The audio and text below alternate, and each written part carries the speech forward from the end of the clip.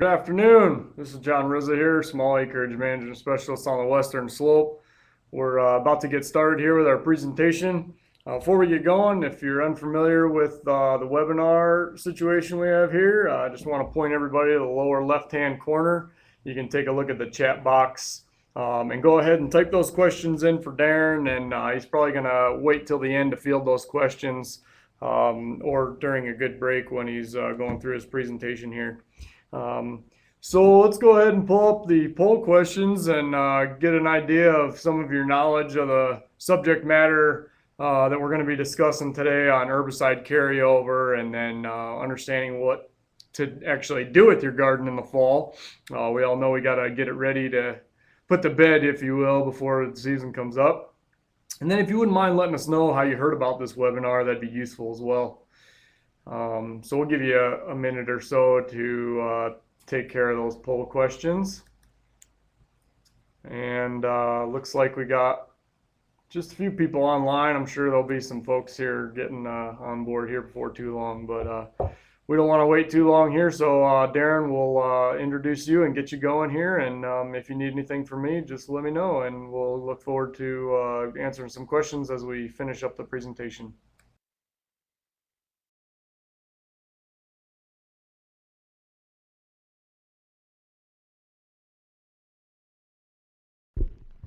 Okay, thanks, John. I'm hoping people can hear me. John, if you just want to give me a thumbs up, or Ruth, just to let me know that you can hear me. I'd hate to start talking. There we go. Thank you, guys.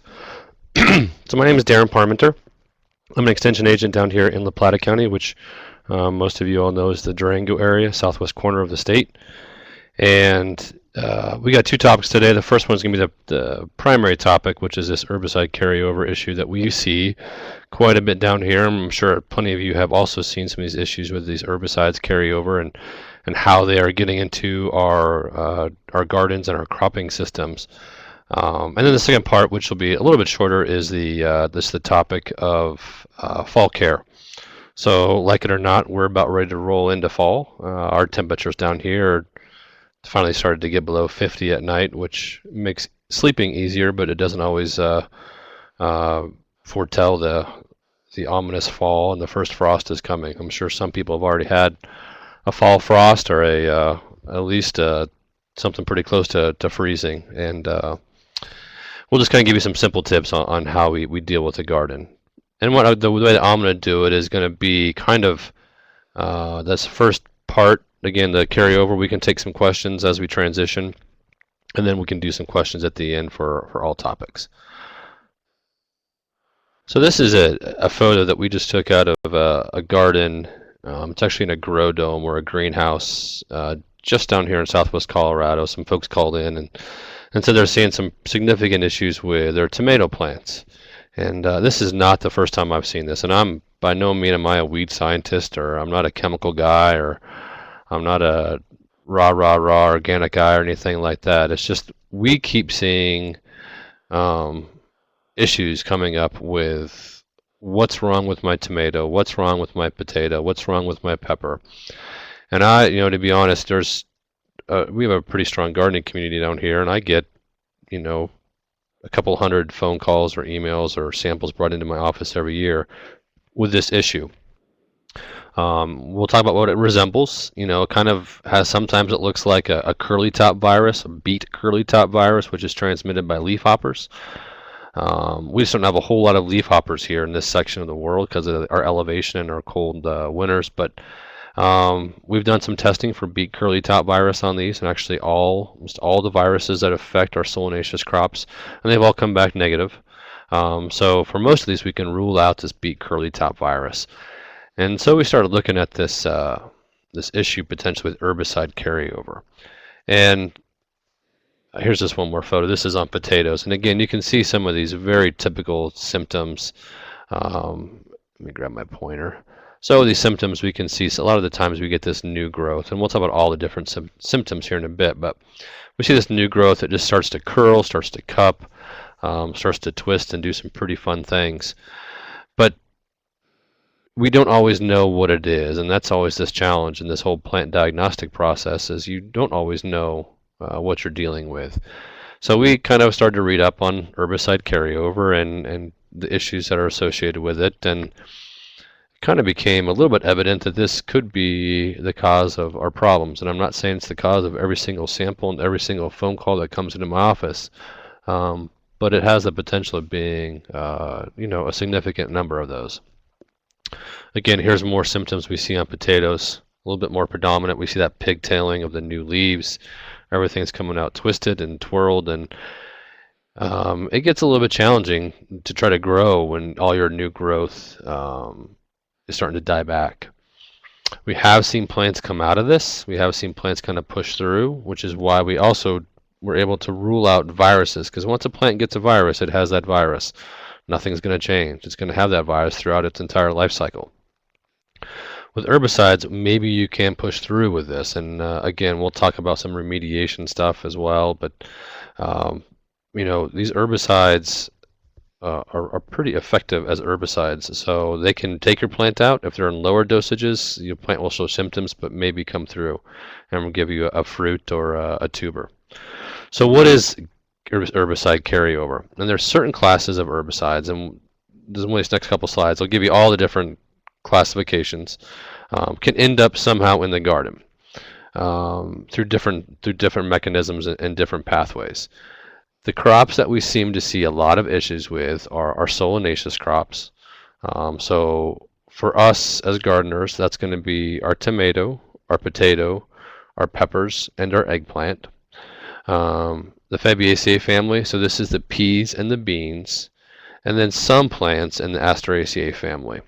The Asteraceae family is a huge family, and once you start putting the Asteraceae in there, it's almost a catch-all for, I think there's probably over 25,000 species in the Asteraceae family. So it's a kind of the catch-all, but for us in the garden, a lot of that's going to be some of our ornamentals, the zinnias, the dahlias, the chrysanthemums, some of the daisies, the echinaceas, calendula, but also their crops such as lettuce, artichokes, and a number of other ones. So when we look at what plants are affected, really, for those of us who garden, this is almost everything here. If you kind of go through, and then that last one just says vegetables in general. So just in case it didn't catch it in the first, 18 crops listed, it's going to catch it in that last one. Again, on this plant, this doesn't mean you'll always see it, but for us, and for the majority of what I've seen, we're not going to grow a whole lot of cotton in our area, but we do have beans. I've not seen it that hit flowers, other than maybe sunflowers and zinnias. I really don't see it on lettuce, even though it is in the Asteraceae family. Peas, tomatoes. I've not seen carrots get hit that hard. I've seen marigolds get twisted. Definitely peppers, spinach. Not too many in the umbels. I don't really see a lot of damage. And again, this is all at certain levels. Some plants have a tolerance at a very low level of herbicide, while others have a tolerance to a fair amount. Eggplants, legumes, potatoes, and again, we're not growing too many sugar beets or tobacco in this part of the country either, so we don't see too much there. So how does this get into the garden? And this is kind of when we have to play CSI to figure out how this stuff is actually making its way into our beds. Three primary pathways or entry points for the majority of us. One of those is going to be if we use hay or straw as a mulch. And I know a lot of us use straw as a mulch in the garden, especially for overwintering. Or we use straw in the garden as a weed suppressant between the plants. And for years, I've always used, at least in my garden, weed-free straw, just because I did not really want the addition of weed seeds coming into my space. But at this point, you kind of wonder which is going to be worse, the actual weeds or the potential of herbicide carryover that will, as it breaks down and as it potentially leaches into my soil, and then it's being able to be taken up by plants that are desirable.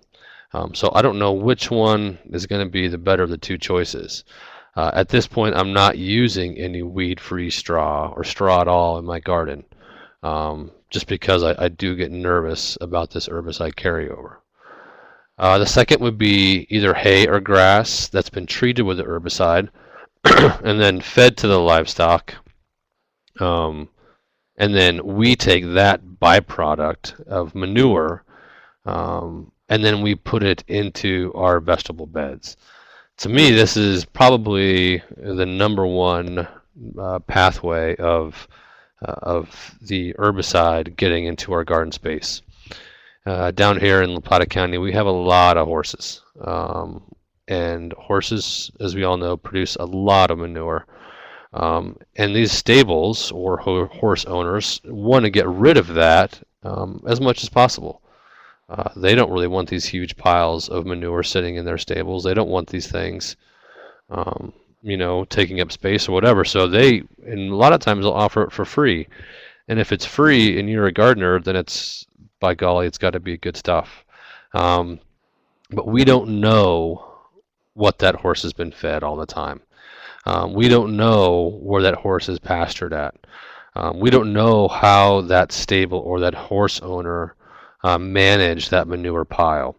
So to me, this is probably the biggest flag when it comes to dealing with this herbicide carryover is in manure. And again, horses, it can pass through their system very quickly, much more quickly than it does with any cows, any of the ungulates, so the llamas, the alpacas, any of the poultry. We're primarily seeing this, and I'm not saying it's the only way, but we're primarily seeing this in horse manure. And the last one is very similar to the manure, but if you're taking hay or grass clippings, and these grass clippings are almost always from golf courses because they use a certain classification, or they could use a certain classification of herbicides, which is restricted use on golf courses, not residential, but on golf courses.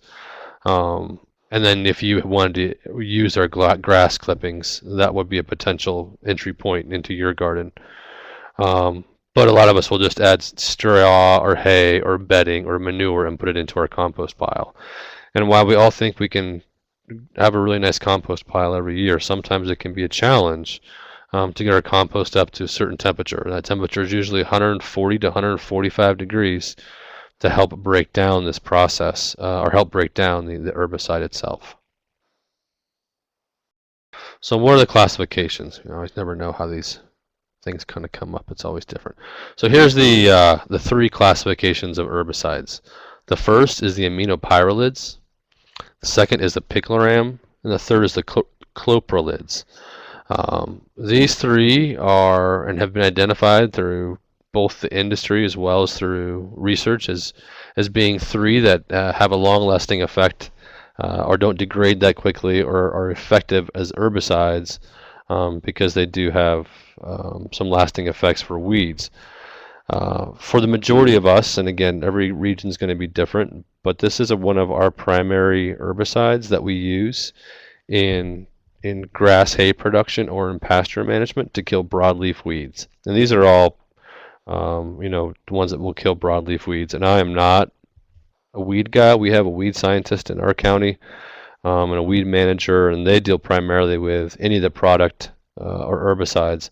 That's not really my bailiwick or my area of expertise, but I do know that the products that we are seeing issues with are probably Milestone. We may be putting a lot of Redeem out in our county, Curtail, and then also Tordon.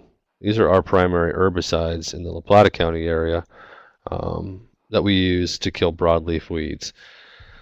Our focus has been on Milestone, and we're working with Dow, and we're working, and Dow is the company. Dow AgriSciences is the manufacturer of every single one of these herbicides.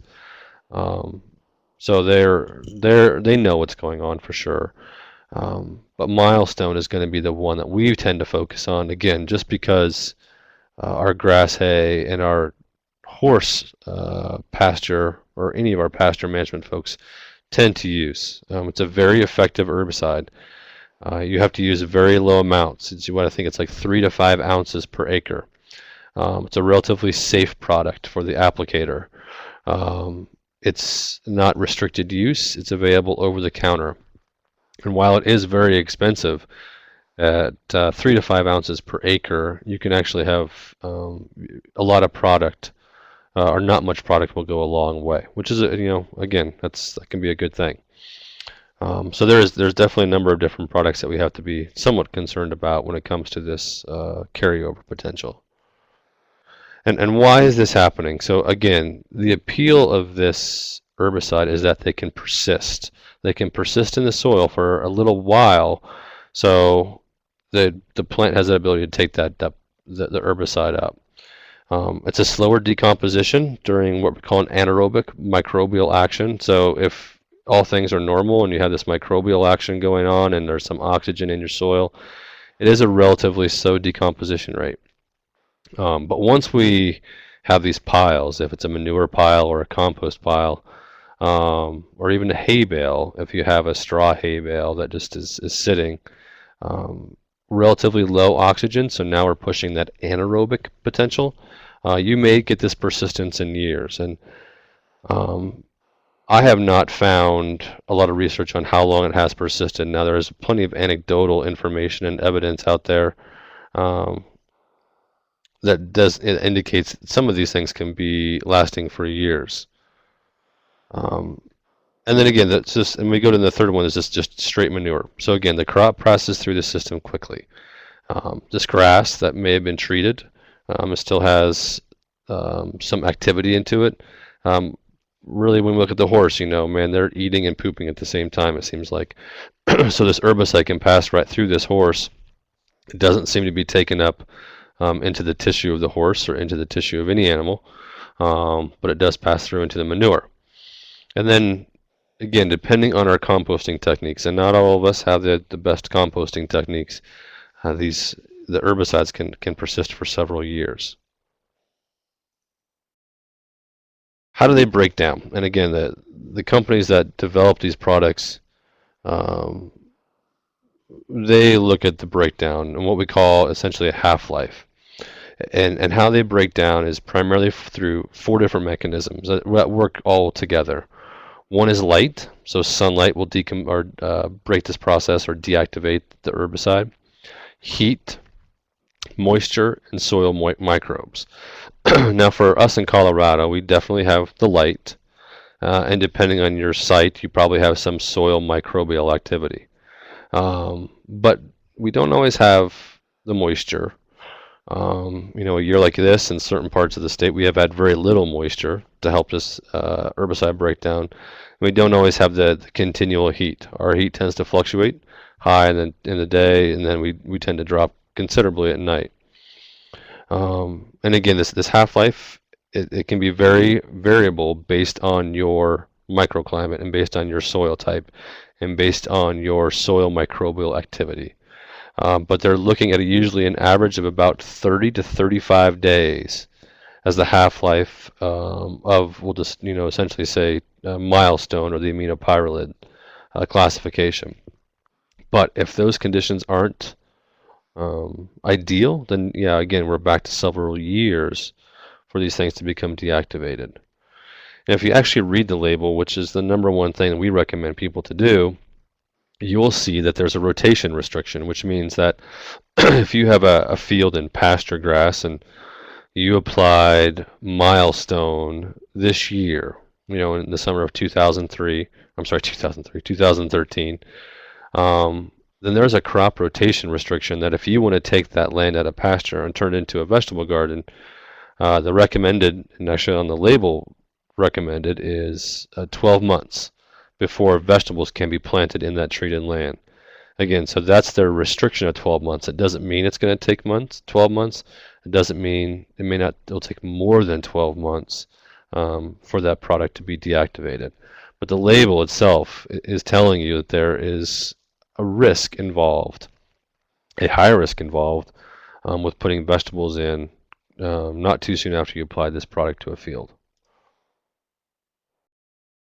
And again, while it can be easy for us to to blame the company of producing a chemical that's poisoning our gardens, and there may be some good arguments to that. Um, the company is also clearly stating on their label what you should and should not do with treated product. So if we just, again, this is also written out throughout their entire label, but the schematic is relatively simple, that if we apply herbicide to rangeland, pasture, hay fields, or land that's in CRP, we apply it here as grass, and it's fed to the animals. The animal makes the manure. That manure can then go back to the rangeland, pasture, or wheat. So it can go. This is a good chain right through here. This is a good chain. And it's no different than if we applied the herbicide to the field. We baled that as hay, straw. It's fed to the animals. That animal will then make the manure. It can be applied to the rangeland, pasture, or wheat fields. The tricky part is once we start going into this type mechanism of manure sliding over here into our vegetable crops, or straw going into our vegetable crops. So they're even telling you loud and clear, do not put this product in your vegetable gardens, farms, whatever it is. So what are we looking at here when we see this, the herbicide carryover? And again, this is what's always brought into my office, are all these different samples. First and foremost, we may see the death of seedlings. Seedlings may come up, and they'll quickly get brown, they'll twist, they'll turn, and they'll die off. The number one symptom that I've seen, at least, is this cupped leaves or curled leaves. And I showed you some photos there before, and we'll have some photos towards the end of the presentation again of what this looks like. But they twist and they curl on themselves. It's almost, if you think about what a pigtail looks like, that's what it kind of resembles. It'll usually either cup up or cup down, and then start to twist. As it twists, we'll also potentially see the twisting of the stems, this epinastic, or the movement down of the stems. So either one of these, or a couple of these really strong symptoms that you need to be aware of in your garden. Probably would see decreased fruit production. And they're also seeing in the UK and throughout Europe is that these aminopyralids can have poor seed germination. There may be some research done in the States right now to look at that. I'm not sure. There is plenty of anecdotal, evidence that I've had from people who said that, in fields or in areas where they have had milestone or the aminopyralids applied, they're having almost what they're calling sterile soil for any broadleaf. So anything they're trying to grow in those fields, other than grass, is not even germinating. So again, here's just the different symptoms, and each plant can be different, different levels, whatever it is.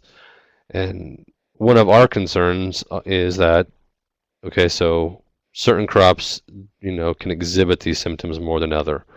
That doesn't mean that the crops that aren't exhibiting those symptoms aren't taking that product up. They just have a higher tolerance to it. So for some of our organic or farmers who use organic techniques, they get worried that if they applied manure to their fields or to their beds, that they're maybe not going to be really practicing organic standards, that you may have herbicides in your plant tissue that you are then trying to sell to people, which is becoming a large concern, to the point now where a number of our small-scale vegetable producers, and we don't have a lot of large-scale vegetable producers here, everybody's really 5 acres or less, are applying product that definitely is not organic.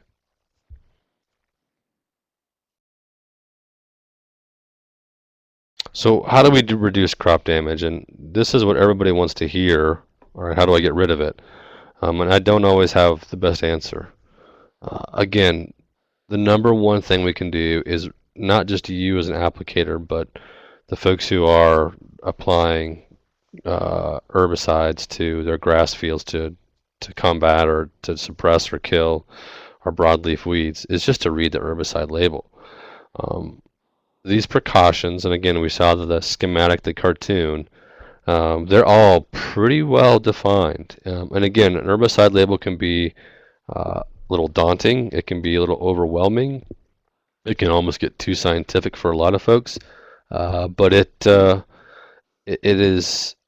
behoove you to read that label before you apply it. If you are someone who has horses, it behooves you to read that label before you feed that product to your horses when you know what that end product is going to be.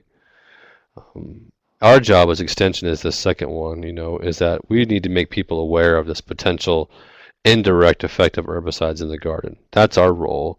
That's everybody's role, is to make sure people are aware of it.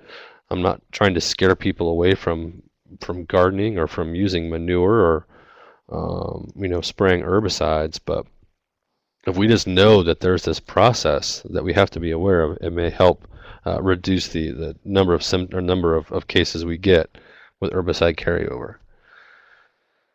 It's easy to tell you to track the products, but that's not always the easiest thing to do. If you are someone who gets horse manure from a stable, from a horse owner, ask him or her, what was fed to their animals. Was it fed hay from off-site? Was it pastured on-site? Were they pastured elsewhere? Okay, so if they're pastured elsewhere, does the landowner who had the horses pasture on their property, do they know if they sprayed any herbicides? If they did, do they know what classifications of herbicides they sprayed on their fields? If you are getting manure from a stable, then you can ask that stable owner, where did they get the hay? If it's on site, did you guys spray with herbicides? If it's not on site, do you know where you got the hay or where you got the feed, whatever it is? And again, so here becomes this challenge of trying to trace this product back. It may become impossible for you to trace this all the way back to the source. We have a co-op or a feed store here, but I bet a number of people get, a little bit of hay here and there for their animals. They're sourcing this probably from multiple locations. I'm not expecting them to know what the spray records are,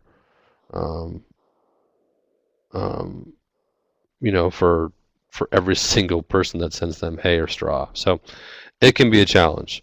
Obviously, if you have a good relationship with someone who has horses, then you can ask them how they compost, how they stored the manure, all of those things. It can be overwhelming, to say the least. Don't use herbicides if you plan to sell or use any of the byproducts. The easiest way to deal with this is to not use herbicides, obviously. Now, you may have other sorts of issues coming up as far as potential poisonous plants in your pastures or noxious or invasive weeds in your pasture. So again, it's not an easy cut and dry decision of I'm going to apply herbicides or not. Some people, if you have a pretty significant Canada thistle, patch in your pasture grass, or even something worse like world milkweed, western world milkweed, which is poisonous to horses, it's probably very prudent to get rid of that by any means necessary. And for many people, that would be the use of herbicides. So if you're worried about it, then don't use it. Or if you're worried about it, don't use animal-based compost in the garden. It's another relatively easy way to just stop that chain. And that's kind of what I've done in my garden. And I don't have a huge garden. It's, I don't know, maybe 1,000 square feet or so of garden space. And I've just stopped using all animal-based compost in my garden. I've just eliminated that from the equation just because I've seen too many examples and samples of plants that are infected, and then subsequently, gardens that are infected for a number of years. We've had people who have had issues in their garden with what could potentially be herbicide carryover for 3 years, 4 years sometimes. So it makes me a little bit nervous just to put that product in my garden. Now, you may get bagged product. And again, there's no agency out there that oversees compost or manure production. Now, if it's a decent and reputable company that's bagging manure, then most likely they are, getting that product to a stable state. They're fully composting that manure. That manure is not coming out of that bag hot. That manure is not coming out of that bed, really stinky, or still composting. It's usually pretty stable. But again, it kind of reduces, for some of us who like to use local sources for as much as we can, we're getting manure from a source we don't know where they're getting their manure from, and then et cetera, et cetera. Well, we just kind of lose that chain of command or chain of process of where we purchase our goods from. Another thing you can do, and this is kind of where I'm at, and I'll tell you what some of the stuff that we've done here locally the last couple of years is just to do a bioassay. And this is just a simple test that you can do at your house, or your farm or your greenhouse, whatever it is, to test and see if you have the potential of herbicide in your soil. Last year, what we did is we took, I should back up. 2 years ago, I took plant tissue samples. I took plant tissue samples from 4 different locations that were exhibiting these symptoms of herbicide carryover, or at that point we also thought maybe it was beet curly top virus. And we sent them in, and another challenge here is that testing laboratories, there's not a whole lot of labs that test for certain classifications of herbicides. There's not very many labs out there that test for aminopyralids. And it gets to be more challenging because those tests are about $200 a piece, and it's usually about 3 samples minimum to send in to a laboratory. So it's going to be expensive. So for us to send in our first round was $1,000 to send in for 4 samples. That was done 2 years ago. And then we got negative results on all 4 for aminopyralids or milestone in all of those samples.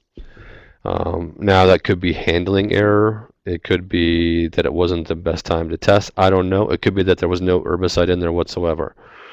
We just didn't know, so we weren't able to make a defined or a strong statement about herbicide carryover.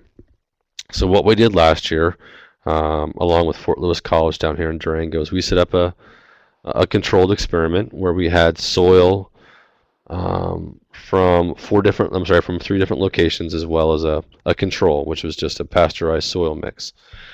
2 of the samples that we used had been exhibiting symptoms of herbicide carryover for a number of years. And another one was from an organic farm that was a closed loop, so they didn't have any products coming in from offsite. No offsite manure, no offsite grass clippings, no offsite anything. Everything that they used for their compost, which was used in their vegetable garden, came from animals on site and plant material on site. So we had these 4 samples, and we did a test again at the labs at Fort Lewis College, in growth chambers. All received the same amount of water, all received the same amount of light, same amount of heat, in a controlled experiment as much as we possibly could with college students. So unfortunately, sometimes if you include college students, you don't always get the best control. But it was a good experiment that we carried out, and we did this bioassay. And I'll show you a slide of what we had going on, but we saw symptoms that were perfect. We saw in the 2 samples that had what we thought was herbicide carryover issues in the garden itself. Some plants didn't germinate, some seeds didn't germinate. Some plants came up, they withered away. Other plants had the perfect symptoms of twisting, curling, epinasty, all of those. They were stunted, much shorter than the control, and much shorter and much less healthy than the plants that came from the organic site, the site that had no off-site inputs. So we were, I was excited because I was seeing symptoms that would hopefully be able to allow me to go forth and spew my information about how we need to be very careful about herbicides. We sent them into a laboratory in California. This is plant tissue we sent in, and lo and behold, they all came back negative.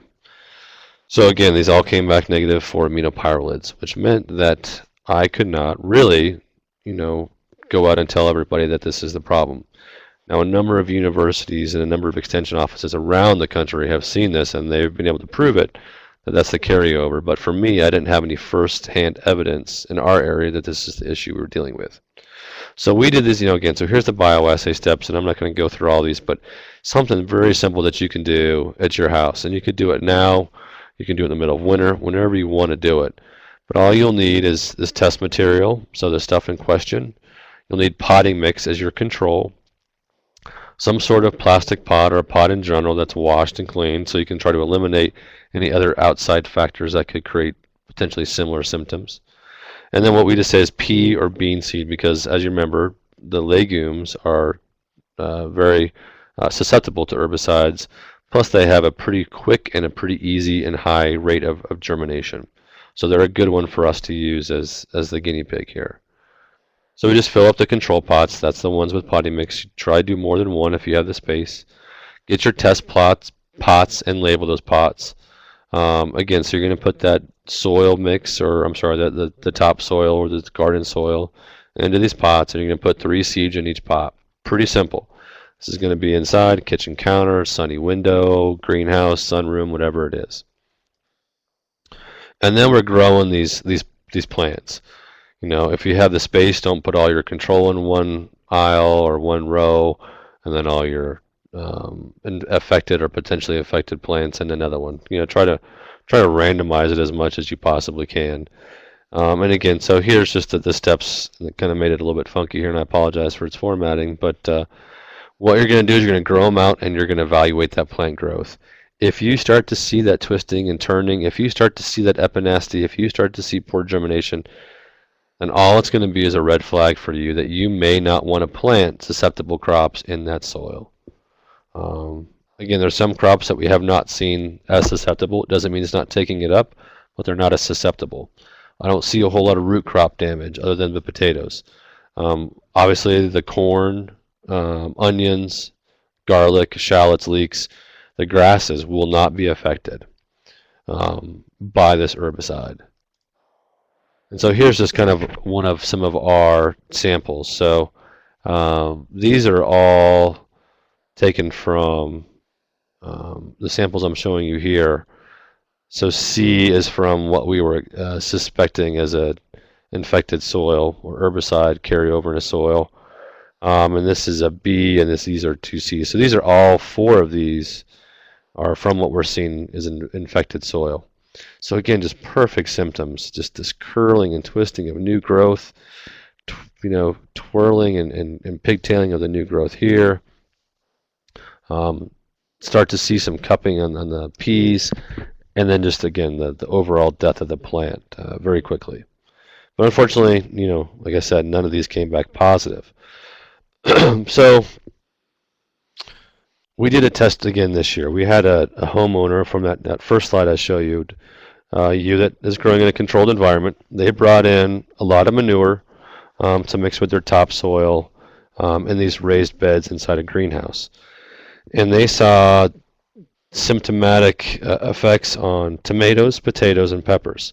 So they called me and asked what to do, and I kind of let them know that here's some potential, and as good homeowners are, or good gardeners, excuse me, they didn't let this process die. They kept asking more and more questions to the point where I got Dow AgriSciences involved, and Dow was concerned enough and accommodating enough that they came down here from Kansas City, and they took tissue samples, soil samples, and I believe also manure samples from that greenhouse. And they sent them into a laboratory that they use. Those samples came back as being elevated levels and positives in the tomato plant tissue samples, as well as the soil samples and manure samples for aminopyralid, so that's the milestone. And then the soil and the plant tissue came back positive for picloram, which is another product which is Tordon for most of us. So we have finally have some positive evidence pointing towards this herbicide carryover in our area. For the homeowners, that's a bad thing. For me, it's a good thing because now I feel more comfortable saying that there's been some positive identification here in Southwest Colorado. So after this, let's say you run your bioassay and it's a little bit scary. You don't want to plant in there.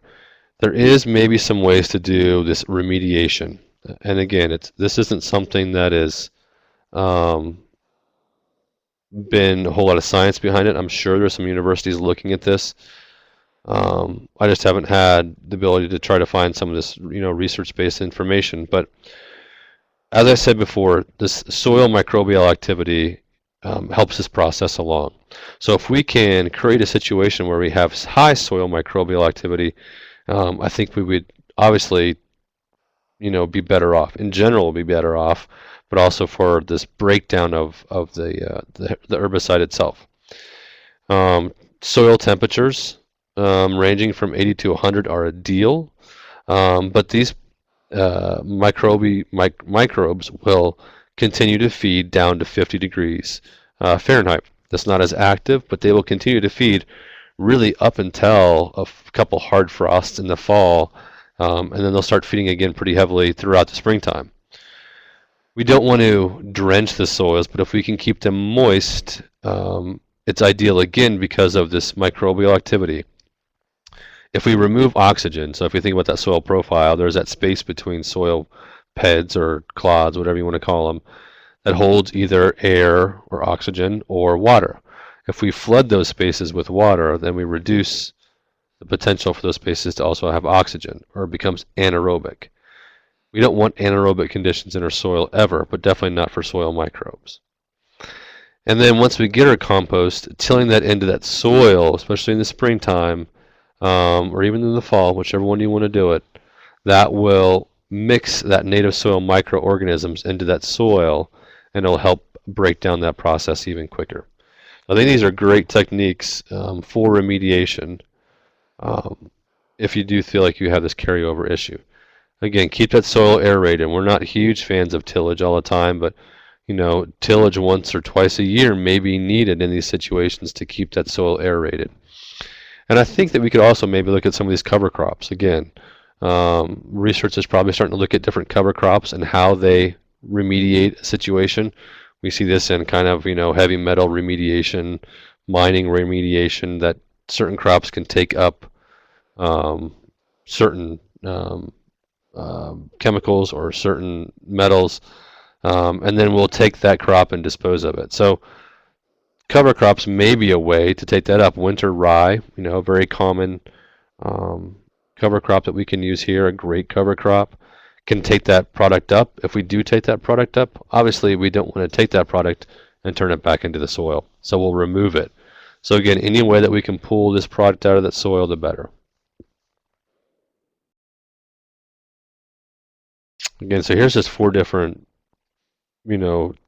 samples of some documentation, some fact sheets from land-grant universities about herbicide carryover. The one that I have primarily used, or I give folks, are these two. The one from the Whatcom County Extension in Washington State, and this one from North Carolina State University. It's been around for a fair amount of time, so they've done a fair amount of research on this. And the folks at the Extension office in Whatcom County have also done some great, bioassay descriptions and some really good ways of finding out, if you do have an issue. So these are just references for you. I think if this is made, I think that we record this and then it's available on the Small Acreage Management website, so you can come back and grab these sites. But even if you were just to jot down North Carolina State University herbicide carryover, Whatcom County herbicide carryover, you'll get these. So again, here's just some more photos of different plants. Here's potato. We still see this curling effect in. New growth, and the solanaceous crops. This new growth, this brand new growth is already twisting. And we had an organic farmer here who saw this. and she pulled out her transplant out of this bed and then put him back inside a greenhouse. And she actually then got good growth or decent growth and no twisting and turning um, once you put those back into soil that didn't have manure in it.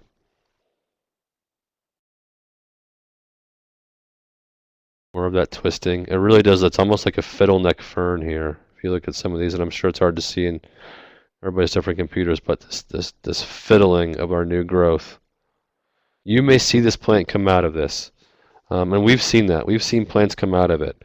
Perhaps when this plant is really putting on a lot of growth, a lot of vegetative growth, it's pulling a lot of soil solution up into the plant.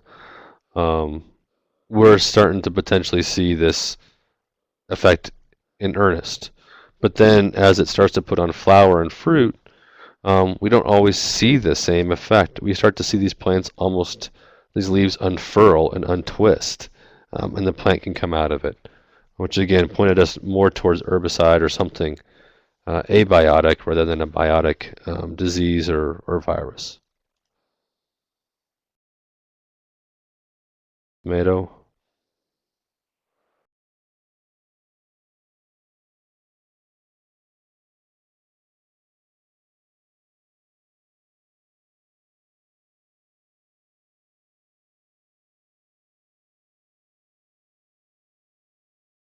Sounds like we might have had a little issue with Darren's connection, so we'll give him just a second to get back online here. Bear with us for just a second. Sorry about that.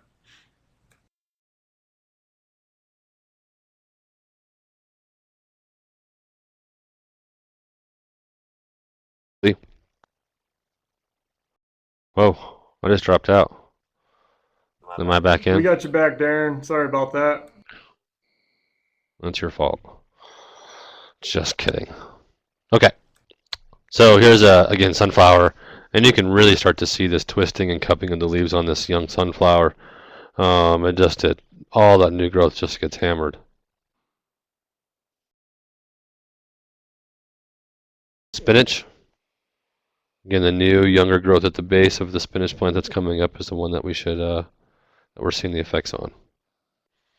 Okay, so let's do some questions. There's one here from John, and then we can go into fall garden care for the last 5 minutes or so. So John asked, were you able to determine if straw was contributing to the problem? You mentioned that most tests were negative for herbicide in the foliage. So is there any way to test the straw? So in these cases, we did not have straw in the garden itself. Nobody was using straw as a mulch or part of their compost. This was strictly manure based. And what we found out is, yes, you could test the straw. We know there was an article about folks who had straw bales stored in in a shed or in a barn, kind of in the corner of a barn, very little air movement, no light, not a lot of heat, relatively cool. And they pulled core samples out of those hay bales.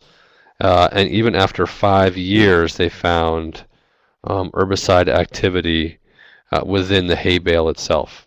So there was definitely persistence within that straw, within that straw bale. What we have also seen, though, is that, and this is what Dow recommended to us, is that the best thing you can test is plant tissue. These chemicals, or the active ingredients, tend to accumulate in tissue more than they could accumulate in soil or manure. So again, when we did our test, we didn't test for tissue, we tested the soil. When we did our experiment, we did not test the tissue, and that was probably one of our errors, is that we didn't test the tissue. Our thought was that it's probably in the soil if it's going to be in the tissue, so we'll just test the soil through this laboratory. Again, probably a mistake on our part. But what they would recommend is taking a tissue sample, getting it on ice and sending it overnight so it's active, so you can get it while it's still a fresh sample. Don't take the samples on Fridays because it's going to sit somewhere on a Sunday, those kinds of things. So again, the more we can work with the companies, and I just know sometimes, that people feel that's a red flag that, these companies are in cahoots with the lab, or these companies have their own labs and they can get, they can manipulate the data. Speaking from experience, and again, I'm not a big herbicide guy, but speaking from experience of 10 years of working in extension and working with chemical companies, I've never seen that happen or perceived that to be happening. So I feel like they're pretty legit. Um, I don't think they want this to happen because they don't want to see less people use their product. For us, Milestone, I mean, so much Milestone is used in this county. I'm sure they want to make sure that Milestone is used and it's used correctly so it doesn't go off the market. Obviously, that's not what they want. So I feel comfortable working with Dow on this and allowing this education to move forward and this at least get people to know what they could be up against.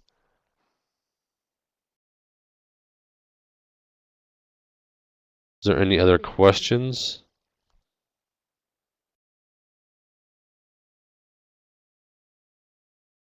I can always take more at the end of the presentation as well. So again, just real quick, fall garden care. I know a lot of us probably know what to do in the fall garden, in the garden in the fall, and I'm sure a lot of us really want nothing to do with the garden in the fall. We're kind of done. I mean, I'm pretty much done with most of my crops at this point, other than my warm season crops that I'm just trying to milk some more squash or tomatoes for some strange reason out of. But if we think about how we're going to put our beds to rest in the fall, the first thing we'll do, and we should be doing this now even, is pulling and removing all diseased plants. A lot of the plants, especially the warm season crops, they put out a lot of foliage, a lot of growth, and they just get tired. And if that's the case, they can get tired or whatever it is, and they're more disease prone, more stressed. And we see issues with diseases coming in, and especially if you're in an area like ours that has monsoons, the monsoonal rains will come and they kind of promote also a lot of this fungal or bacterial infection. So if you do have issues, the two biggest for us is probably on our cucurbits, our squash, our cucumbers, zucchinis, melons. We do have powdery mildew as well as downy mildew.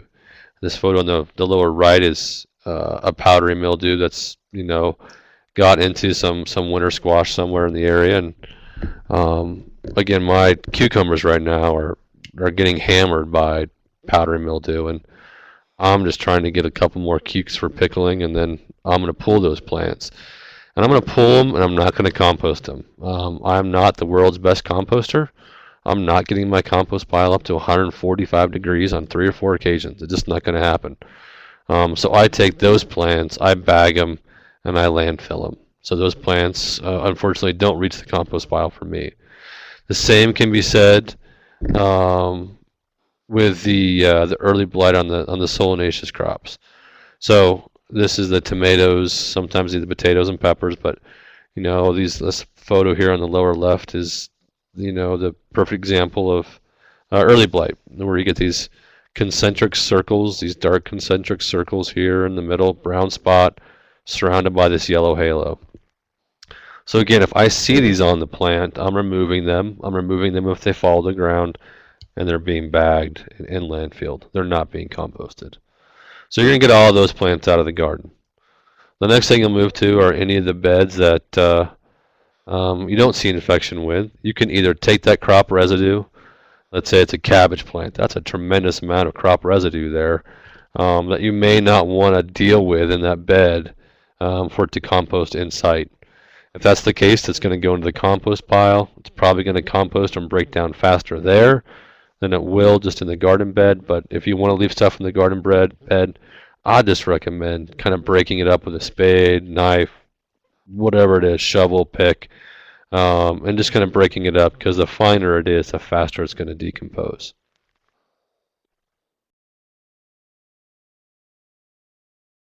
Now is the time to add manure or compost. Again, I would recommend not doing this in the spring, especially animal-based. I would only recommend doing this in the fall, allowing our snow, allowing hopefully our snow, some soil moisture to break that down. The cold will break some of that down. If you have any like the human-borne pathogens, the E. coli's, we recommend 4 months if it doesn't have soil contact with the crop, 6 months if it does. So that's easy for us. November, December, January, February, March, April. By the time we're getting back into the garden in April or May, our 6 month is up. So it should be fine. So now's when I add the compost to the beds. Plant-based 2 or 3 inches, animal-based 1 inch. And, ideally you till that in, you let the soil microbes break that down. Not always possible. I'd always recommend fall tillage over spring tillage.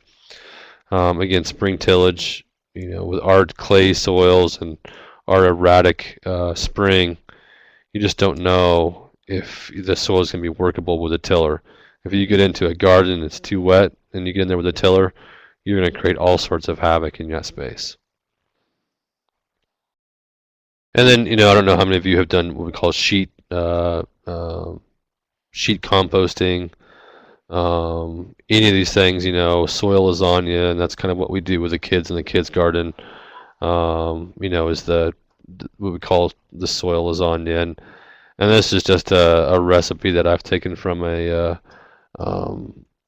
local agency called the Garden Project, and this is again their little recipe here. But if we for sheet mulching or whatever it is, that you want the noodles, that's going to be your newspaper, or that's going to be one layer of corrugated cardboard. You want to moisten that, get that relatively wet to start that process of breaking down. And then we're going to add some garden compost, and again, the numbers in the parentheses would be for maintaining a current bed. If you're starting a new bed, you can do multiple layers of this stuff to create a new vegetable bed or a production bed. But for maintaining, it's going to be less. So 2 inches of garden compost rather than 4. 2 to 3 inches of this mulch rather than 6. But again, our hope is that this moisture throughout the season, the winter, will help break this down. Does it always happen that way? No. 2 winters ago I did this and we did not get much snow. It wasn't the best winter. And as I get into my garden in the springtime, there's still large chunks of corrugated cardboard. If I were transplanting into that bed, I would just leave the cardboard in there. It's fine. It kind of suppresses probably some weed growth. But if I'm direct seeding into that, obviously I need to take that out because that'll just create havoc with direct seeding. And there's cover crops. Again, cover crops in a small space can be, a lot of work. May not always the most beneficial, but if you have a larger garden space, buying bulk seed can be pretty advantageous. I think the one that we probably would most recommend is a winter rye, or what we call cereal rye. That's a late season, so we're planting or seeding that in November. We do not want that to germinate. Or annual ryegrass. Annual ryegrass really is not that winter hardy, so we would be planting that usually mid-September even, allowing that to come up and establish a root system, and hopefully that'll overwinter for us, come up the next year. Oats. And then a lot of people will mix a grass with a legume. Remember, the legumes fix nitrogen, so they kind of will give some nitrogen back to the subsequent crops. With any of these, just don't let them go to flower. Once you let certain things go to flower, it may become a weed. Ryegrass is a great example. Vetch is a great example. So you would till, with like say ryegrass, you would mow it in the springtime, and then you would go ahead and either allow that to break down, or you disc that in with all the crop itself. So you're going to be disking this in. You're not letting this stuff go to seed by any means. Something new that people are kind of messing around with, and especially large scale, is daikon radish. So these larger radishes, the lower right is a good example of it. Probably isn't the daikon radish you'd get from a seed company for vegetables, but there are cover crop seed companies who grow these relatively large tubers, or these roots down here. Again, you can see in the lower right-hand corner. This would be a radish. And these are nice because they do break up that soil quite a bit. They can break up a heavy clay soil pretty quickly. And we're seeing this again with folks who are doing soybean corn rotations because they're absolutely brutalizing that soil. So this radish will help come in and potentially allow more oxygen, more water to move into that soil profile. Mulch, again, you can do the straw if you want. You can do leaf litter, which is what I do. I use about 3 inches of leaf litter from my elm trees, so thank goodness I finally found a use for Siberian elm. But you're going to tender those, you're going to mulch those tender perennial crops. And so we have the asparagus. That's a good thing to try to, keep those roots a little bit warmer. Strawberries, not always the most hardy plant. They tend to be zone 4, zone 5. And then our brambles and our berries, the raspberries, the blackberries. If you're goofy enough to plant blueberries, those kinds of things. You just want to try to mulch those, again, 3 to 6 inches. I also mulch my garlic bed to try to keep those cloves a little bit warmer. And this is the last thing, again, garlic is the best, fall is the best time to plant garlic for all of us. You can do it October, even into November. Different people have different techniques. They'll plant it earlier, allow more root growth, or they just plant it in November, allowing very little root growth. Hopefully it'll overwinter. There's just a fine line there. I don't want you to plant it so early that you get tender shoots coming up in the fall, and then those things get zapped by a frost. Ideally, you get a lot of root growth or some root growth and no shoot growth. It goes into its dormant stage, which it needs. All garlic needs a dormant stage or a cold stage, and then it's going to start coming up for you probably March or April in the springtime. So again, there's the directions here. It's separated from the main bulb. Plant only the larger bulbs. The larger bulb has more carbohydrate storage, which is what you want. 4 to 6 inches apart. Make sure you know which side's the root plate and which side's the tip. It's usually pretty evident, but the root plate tends to be flat. The tip tends to be pointed. And then from the tip to the soil surface, you want about 2 inches. Again, you're just trying to give some insulating effect to that soil. Okay, that is it. Again, I'm here. It's 1:02. I'm more than happy to take some more questions. You just type them into that chat box. If not, thank you guys for showing up. I know middle of the day and the middle of the week can always be a challenge, but thanks for showing up. So John asked about if I have any tips to help reduce the incidence of squash bugs. I rotate them and make sure I remove all of the dead parts of the plant. And John, you're really doing the best thing. Squash bugs for us aren't ever really a problem. We never we don't have a whole lot of incidents of squash bugs. It can definitely be a challenge for a lot of folks. Weather's definitely very big part of a squash bug infestation. Warm temperatures during the growing season allow more generations of the plants of the insects to move in. If you have a small space, just pulling them off by hand can work. The area around the base of the plant, if you have squash bugs on certain crops, make sure there's no mulch around those plants, because that can also be a home or a safe haven for squash bugs. I know diatomaceous earth, which is organically recognized as a decent technique around the base of the plant. It's just little pieces of silica that slice the exoskeleton of the insect as it brushes by it. The only thing with diatomaceous earth is you got to make sure that it, after irrigation or precipitation, it's not quite as effective.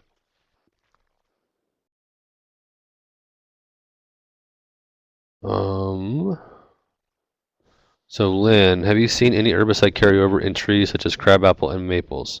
I have not. You're pulling such a small amount up into such a large plant that I have not seen any herbicide issues in those trees. There are other herbicides that I don't think are even licensed for use anymore. They used to use on residential lawns that were killing trees. But that product is no longer in use, to my knowledge. We got Great, one more Darren. person We'll typing in here. let folks put up some other questions here, and let's go ahead and pull up that final poll to see what we learned today. I learned a bunch. I really appreciate the talk. I think every year I look at my garden and wonder some of the things that are going on. So maybe give me an idea about. I kind of had an inkling as to what was going on when I put a new bed in and brought all real good soil in and saw the difference of the plants in the two beds. So I'm thinking I'm going to try your little growth method there and see what I can find out. Looks like everybody learned a good bit of info. If anybody has any other questions for Darren, just type in La Plata County extension and you'll be able to come up with his email contact info. And then again, we'll be recording this for future viewing. So appreciate everybody being here today. And Darren, thanks a lot for the presentation. It was great. All right, Hey, y'all, have a thank you. great day. Appreciate it. Thank you very much. Cheers.